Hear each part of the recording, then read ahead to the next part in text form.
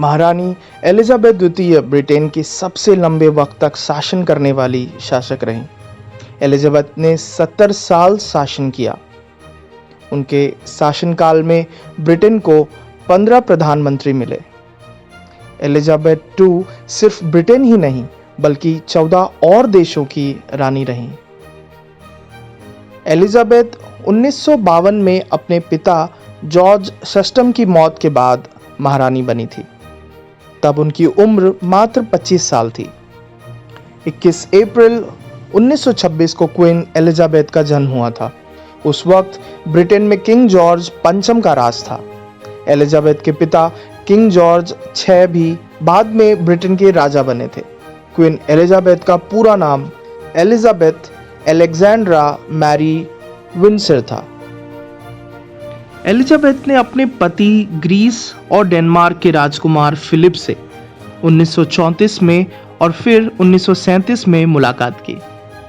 जुलाई 1939 में royal naval college में तीसरी बार मिलने के बाद एलिजाबेथ, हालांकि केवल 13 वर्ष की ही थी, ने कहा कि उसे फिलिप से प्यार हो गया है और उन्होंने पत्रों का आदान प्रदान करना शुरू कर दिया। वह 21 वर्ष की थी जब 9 जुलाई 1947 को उनकी सगाई की आधिकारिक घोषणा की गई थी। 1951 में किंग जॉर्ज VI के स्वास्थ्य में गंभीर गिरावट देखी गई। राजकुमारी एलिजाबेथ उनकी बड़ी बेटी होने के नाते विभिन्न राज्यों में किंग जॉर्ज VI का प्रतिनिधित्व करती थी। दुर्भाग्य से 6 फरवरी 1952 को राजा का निधन हो गया। उनके पिता के इस दुखद निधन के कारण राजकुमारी एलिजाबेथ रानी बन गई। उनके शासनकाल के शुरुआती कुछ महीने उनके पिता किंग जॉर्ज VI के लिए बड़े शोक में बीते। हालांकि क्लेरेंस हाउस से बकिंगम पैलेस जाने के बाद उन्होंने बहादुरी से संप्रभु की सभी नियमित जिम्मेदारियां और कर्तव्य को निभाया। उसके बाद उन्होंने 4 नवंबर 1952 को अपने शासनकाल में संसद का पहला राज्य उद्घाटन किया। महारानी का राज्याभिषेक 2 जून 1953 को वेस्टमिंस्टर में हुआ था। एलिजाबेथ राजशाही की आधुनिक भूमिका में दृढ़ विश्वास रखती थी। उनका विश्वास कुछ इशारों में प्रकट होता है, जैसे कि वर्ष 1970 में शाही परिवार के घरेलू जीवन को टेलीविजन पर प्रसारित करना। हालांकि आधुनिक राजशाही का रास्ता रानी के लिए आसान नहीं था। 1990 के दशक में शाही परिवार को मुसीबतों की आंधी का सामना करना पड़ा था। वर्ष 1992 में उनके राज्य को मंदी का सामना करना पड़ा, जिससे शाही परिवार के जीवन शैली के प्रति भारी आक्रोश पैदा हो गया। महारानी एलिजाबेथ अपने निजी आय पर करों का भुगतान करने के लिए सहमत हो गई। चार्ल्स और डायना का तलाक भी परिवार के लिए एक चिंता का विषय था। 1997 में डायना की मृत्यु के बाद लोगों में आक्रोश गहरा गया। शक के दायरे में पूरा शाही परिवार था।